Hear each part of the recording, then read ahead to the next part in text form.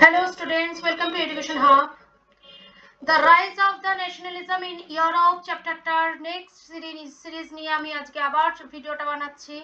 তো আজকের আমাদের টপিক হচ্ছে দ্য রেভলিউশনারিজ।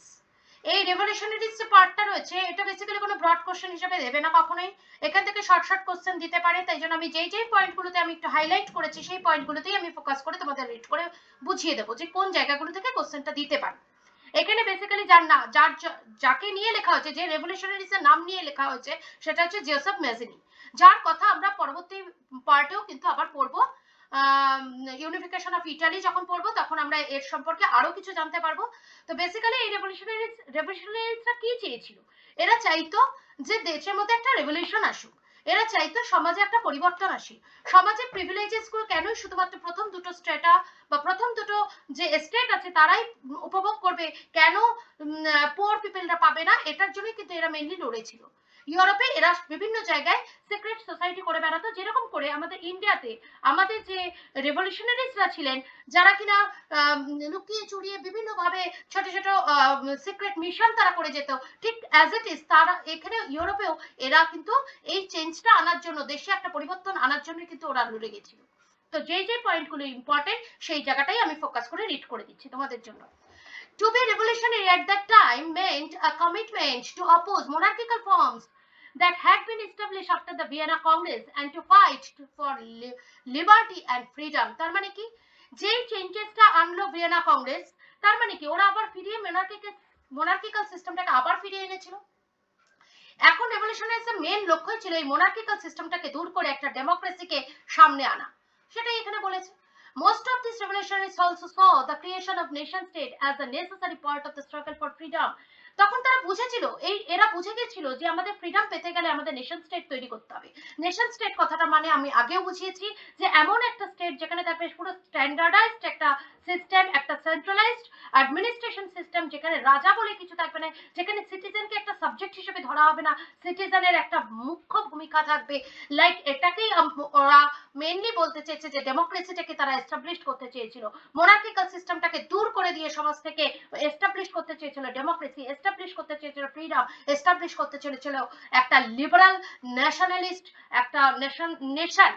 ঠিক আছে, সেটাই হচ্ছে নেশন স্টেট। এখানে রেভলিউশনারিজদের একটাই লক্ষ্য ছিল, একটাই গোল ছিল, একটাই তাদের মনের ইচ্ছা ছিল।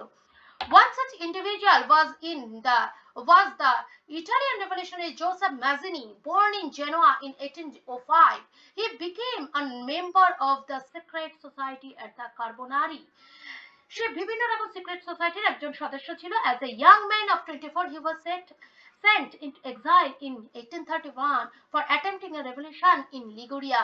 এমন একটা কোন রেভলিউশন সিস্টেমের সাথে বা এমন একটা রেভলিউশন কার্যকলাপের সাথে সে যুক্ত হয়ে গেছিল, তার জন্য তাকে দেশ ছাড়াও হতে হয়েছিল। He subsequently founded two more underground society. এটা কথাটা মাথায় রাখবে, আন্ডারগ্রাউন্ড সোসাইটি তার মানে হচ্ছে সিক্রেট মিশন করতো তারা। First Young Italy in Marseilles and then Young Europe in Bern, whose members were like-minded young men from Poland, France, Italy and German states. বিভিন্ন জায়গা থেকে যারা এই চিন্তা ভাবনা নিয়ে এক হতে পেরেছিল তারাই কিন্তু এই সিক্রেট সোসাইটির মেম্বার্স ছিল। Mazzini believed that, উনি কি ভাবতো, that God had intended nations to be the natural units of the mankind. So Italy could not continue to be a patchwork of small states and kingdoms. তিনি বলছেন যে তিনি মনে করতেন, তিনি বিশ্বাস করতেন যে গড এই পুরো দেশটাকে বানিয়েছে, সুতরাং এই দেশের উপর কারোর একার অধিকার থাকতে পারে না। কেউ বলতে পারে না যে এটা আমার দেশ বা আমিই চালনা করবো বা আমার কথাই শুনতে হবে। এই জিনিসটাকে সে দাঁড় করাতে চেয়েছিল, জনগণের মধ্যে বোঝাতে চেয়েছিল যে জনগণের ইচ্ছা অনুযায়ী দেশ চলবে, নাকি একটা রুলার বা একজন মোনার্কের সিস্টেমে চলবে না, মোনার্কের ইচ্ছা মতো চলবে না। তিনি সেই জন্য তিনি ইটালিকে এই প্যাচওয়ার্ক মানে কি, প্যাচওয়ার্ক হচ্ছে বিভিন্ন রকম একটা পাজেলে খেলার মতো, যে ছোট ছোট টুকরো টুকরো আলাদা আলাদা সিস্টেম। তো তিনি এই প্যাচওয়ার্কটাকে মিটিয়ে দিয়ে একটা পুরো স্টেট তৈরি করতে চেয়েছিলেন। It had to be forged into a single unified republic within a wider alliance of nations. This unification alone could be the basis of Italian liberty. Following his model, secret societies were set up in Germany. ওনাকে follow করে জার্মানিতেও অনেক রকম এরকম secret society তৈরি হয়েছিল, France, Switzerland and Poland. Mazzini's relentless opposition to monarchy and his vision to democratic republics frightened the conservatives. Metternich described him as the most Metternich, যিনি কিনা Austrian chancellor ছিলেন, তিনি তাকে কি নাম দিয়েছিল? The most dangerous enemy of the social order. তার মানে কি, মেটার্নিকের নিয়ম অনুযায়ী যে সোসাইটি চলছিল সেটার পরিবর্তন যেহেতু করতে এসে গেছে জেসব মেজেনি, তাই তাকে এনিমি হিসাবে তাকে নাম দেওয়া হয়েছিল বা এনিমি হিসেবে তাকে রেকগনিশন দেওয়া হয়েছিল। তো উনি মেইনলি কি চেয়েছিলেন মেজেনি?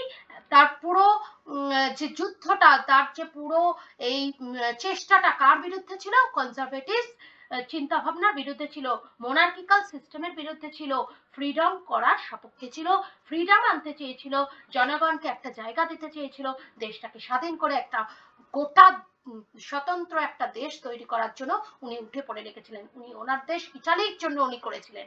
এবার ওনাকে ফলো করে আরো এরকম প্রতিটা দেশেই এরকম আওয়াজ উঠেছিল। তো এই যে পয়েন্টস গুলো এগুলোই ফোকাস করবে এবং এগুলো, এটা কোনো ব্রড কোশ্চেনে আসবে না।